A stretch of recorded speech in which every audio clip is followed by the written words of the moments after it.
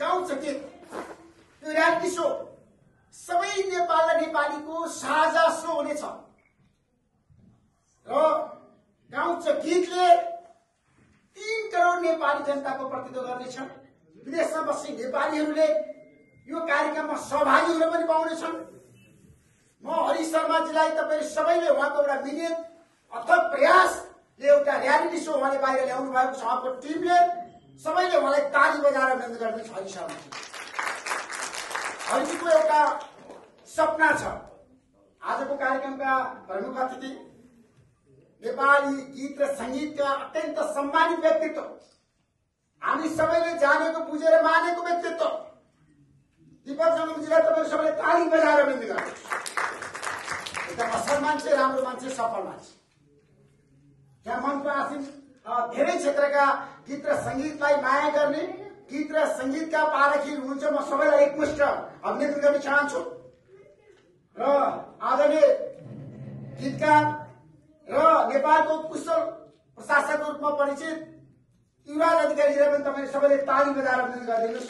राम्रो मान्छे, आफ्नो क्षेत्रमा उहाँले जसरी नेपाल वायुसेनामा बसेर काम गर्नुभयो त्यो सफलतापछि उहाँ फेरि अब गीत र संगीतमा जोडिनु भएको छ। आफ्नो उहाँको आफ्नै किसिमको मन छ र नेपालीहरूप्रति उहाँको मन पनि छ। ठुलो छाती भएको व्यक्ति हो, हृदय भएको व्यक्ति हो। तपाईँ ढुक्क हुनुहोस्, गाउँछ गीतमा उहाँको पनि सहभागिता हुनेछ। प्रधान नाम लगायत सम्पूर्ण अब न्यायिक मण्डलका सदस्यहरू, गायक गायिकाहरू, कार्यक्रमका प्रेजेन्टरहरू, उपस्थित महिला तथा सज्जनबिन र पत्रकार साथी, म लामो भाषण गर्न चाहन्न। म एउटा मिटिङबाट यहाँ उठेर आएको छु। त्यो मिटिङमा म तत्काल जानुपर्नेछ। तर पनि गाउँछ गीत रियालिटी सो हरिजीको टिमले जुन किसिमको मिहिनेत गरेर अब छिटै प्राइम टाइम टेलिभिजन एचडीबाट प्रत्यक्ष प्रसारण हुँदैछ। तपाईँ ढुक्क हुनुहोस्, गाउँछ गीत यो रियालिटी सोले नेपालको गीत र संगीतको क्षेत्रमा ऐतिहासिक फड्को मार्नेछ। आउने पुस्ताको लागि यो कार्यक्रम रियालिटी सो सबैको मनमा बस्नेछ र सबैले हेर्नु पर्ने सो हुनेछ र गाउँछ गीतले नेपालको गीत र संगीतमा जनमतरङ्गित गर्नेछ र सबै पुस्ताको सहभागिता गीत र संगीतमा आजको आवश्यकता हो। गीत र संगीतले नेपाली जनताको मन जस्तो सुकै परिस्थितिमा पनि जितेको छ। किन भन्दाखेरि नेपालमा गीत र संगीतलाई माया गर्ने धेरै छन्, गीत र संगीतमा रम्ने धेरै छन्, गीत र संगीतमा जम्ने धेरै छन् र नेपालको मौलिकता छ। नेपालको गीत र संगीतको कुरा गर्दा नेपाल भनेको आज हरेक कारणले यसका धेरै पाटाहरू म जान चाहन्न, छलफलको विषय बनाउन चाहन्न, आजको पत्रकार सम्मेलनमा सबै कुरा म भन्न चाहन्न। तर नेपालको हरेक परिवर्तनमा, हरेक क्षेत्रमा गीत र संगीतको प्रभाव परेको छ। याद गर्नुहोस्, इतिहास साक्षी छ। एउटा म तपाईलाई प्रसङ्ग जोड्न चाहन्छु। नारायण गोपाल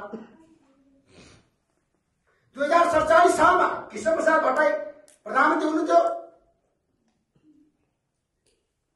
2048 सालमा म एसएलसीको तयारीमा थिएँ। जब नारायण गोपालको निधन भएको समाचार बेलुका मैले 11 बजे रेडियो नेपालमा सुनि, रात भरिदैमा नारायण गोपालको गीत सुनेर ननिदाइकन प्रज्ञा प्रतिष्ठानमा पुगे। 7:30 बजे त्यहाँको सब राखिएको थियो। नेपालमा यस्तो एउटा संस्था, एउटा यस्तो महान व्यक्तित्वहरू पनि गीत र संगीतमा छन् भन्ने मैले उदाहरण दिएको। नारायण गोपाल आज सबै नेपालीको प्रिय गायक हुनुहुन्छ। आज पनि मरेर गए पनि उहाँका सृजनशीलताहरू कहिल्यै यो धरतीमा मर्ने छैन। उहाँका स्वरहरू अझै पनि घर घरमा गुन्जिरहेका छन्। संसारमा मान्छे समाज बदल्नको लागि, देशलाई परिवर्तन गर्नको लागि गीत र संगीतले कति काम गर्छ भन्ने उदाहरण हाम्रो देशमा धेरै छ। त्यसैले आज हाम्रो पुस्ता, यो पुस्ता, युवा पुस्ता हरेक आन्दोलनमा, क्रान्तिमा, परिवर्तनमा गीत गुन्ज दिने गरेको छ। समाजलाई रूपान्तरण गर्नको लागि अहिले गीत र जनताको मन जितेको छ। किन के कारणले गीत र सङ्गीत आज सबैको प्रिय भयो त? किन? हाम्रो गौतमजी यहाँ गाएको हुन्छ, धेरै गीत र सङ्गीत यहाँ बालकहरू यहाँ पढ्नुहुन्छ। किन के कारणले? आजको कार्यक्रमको सभापति रोजीजी आउनुहुन्छ। म सबैलाई भन्न चाहन्छु, अहिलेको अवस्थामा एउटा हामीले सङ्कल्प गरौँ न, गाउँ छ गीतबाट एउटा सङ्कल्प गरौँ।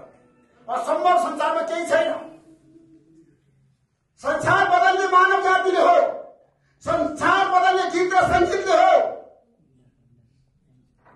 र समाजलाई रूपान्तरित गर्ने गीत र सङ्गीतले हो। म एउटा कार्यक्रममा 2 घण्टा बोलेर यहाँ आएको छु। मैले भनेको छु अब गीत र सङ्गीतले समाजलाई कसरी रूपान्तरित गर्छ? गाउँछ गीतले हाम्रो देशको रियालिटी सोमा चमत्कारिता गर्नेछ। म घोषणा गर्न चाहन्छु, तपाईँहरू एकदम तत्चित्त भएर टिमवर्कमा काम गर्नुहोस्। असम्भव केही छैन। गाउँछ गीतमा हाम्रो त सबै साथीहरूको आज एउटा घोषणा हुनुपर्छ। एउटा रियालिटी सो सफल हुन सबैको महत्त्वपूर्ण भूमिका हुन्छ। हाम्रो प्राइम टेलिभिजन राज भण्डारी हुनुहुन्छ, अञ्जन लामछानेजी हुनुहुन्छ, मार्केटिङ चिफ। म भन्न चाहन्छु यो कार्यक्रम उत्कृष्ट बनाउन म्यानेजमेन्ट सबभन्दा ठुलो कुरा हो। संसार आज किन सफल भयो? हामी सँगसँगै अगाडि बढेको राष्ट्रले किन प्रगति गर्यो? भारत चीन आज कहाँ पुग्यो?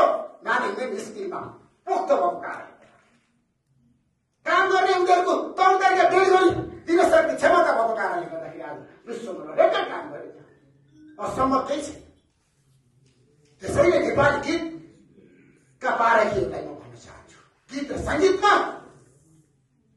लागि पर्नुभएका पुस्तकलाई म भन्न चाहन्छु, तपाईँले धेरै कुरा दिनुभएको छ दिपक दाइ, तर समाज बदल्नको लागि, देशलाई आज हामीले अगाडि बढाउनको लागि तपाईँको पुस्ताले जुन योगदान दिनुभएको छ, हाम्रो पुस्ताले कति दिन सक्छ? पत्रकारिताको क्षेत्रबाट मैले कति दिन सकेँ, कति दिन सकिनँ त्यो आफ्नै ठाउँमा छ। समीक्षाको विषय हुन सक्छ, आगामी दिनमा समीक्षा गरौँला। तर म यो टिमलाई, हरिजीको यो नेतृत्वको टिमलाई, सबै साथीलाई भन्न चाहन्छु, हिम्मत नहार्नुहोस्, काम गर्नुहोस्। असम्भव केही छैन संसारमा। म पनि गोजीमा 300 रुपियाँ बोकेर काठमाडौँ छिरेको एउटा बालक थिएँ। एउटा बालक घर छोडेर 11-12 वर्षको उमेरमा काठमाडौँ छिरेको एकजना बालक। संसार बदल्ने व्यक्तिले हो, तर टिम चाहिन्छ। एकजना व्यक्तिले चाहेर केही हुँदैन, दिपक दाइ चाहेर मात्र केही हुँदैन, प्रधानमन्त्रीले चाहेर मात्र केही हुँदैन। सबैको संलग्नता, सबैको सहभागिता, सबैको अपनत्व आजको आवश्यकता हो। संसार बदल्ने भनेको टिमवर्क। संसारमा परिवर्तन असम्भव छैन। गाउँछ गीतले, गीत र सङ्गीतमा एउटा इतिहास रच्नेछ। र आउने पुस्तालाई प्रतिभा देखाउने मान्छेलाई गाउँछ गीतमा उपस्थित हुन कुनै समस्या छैन। प्रतिभा देखाउनुहोस्। मैले 2047 सालमा नेपाल टेलिभिजनमा व्यक्तित्व कलामा बोल्दाखेरि म थुरुरु कामेको थिएँ।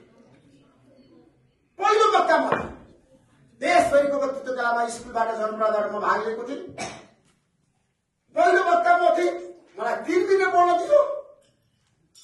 3 मिनट पहिले काट्ला पसिना आइरहेको छ क्या नेपाल टेलिभिजन टेक्नोलोजीको अगाडि उभिएर मैले बोल्दाखेरि। आज म त्यो दिन याद गर्छु। व्यक्तित्व कलामा पहिलो वक्ता म थिएँ, तर म सेकेन्ड भएँ। देशभरिबाट सेकेन्ड भएँ, पहिलो हुन सकेन। त्यसैले आज जाँदै जाँदै सबैलाई स्यालुट गर्दै अभिनन्दन गर्दै भन्न चाहन्छु, मेरो बाद पहिलो वक्ता कृष्ण प्रसाद भट्टराई 2047 सालमा म प्रधानमन्त्री हुँदा म 13-14 वर्षको एउटा बालकले अन्तर्वार्ता लिएर नेपाली पत्रकारितामा मैले आफूलाई अगाडि बढाएँ। त्यतिखेरको जेपी पुस्ता थिएँ। 40 सालको जनआन्दोलनमा म जेल परेको पुस्ता, 7 दिन हिरासतमा बसेको पुस्ता, परिवर्तनको लागि, प्रजातन्त्रको लागि, अहिलेको स्वतन्त्रताको लागि। तर आज चेन्जी आन्दोलनसम्म आइपुग्दा मेरो एउटा सपना छ। गीत र संगीतले महत्त्वपूर्ण भूमिका निर्वाह गरेको छ देश परिवर्तन। तर अब देश बनाउन एउटा अभियान सुरु गर्नुपर्छ। त्यो अभियान भनेको युवाहरूको नेतृत्वमा अब देश अगाडि बढ्नुपर्छ र भ्रष्टाचारीलाई कारवाही हुनै पर्छ।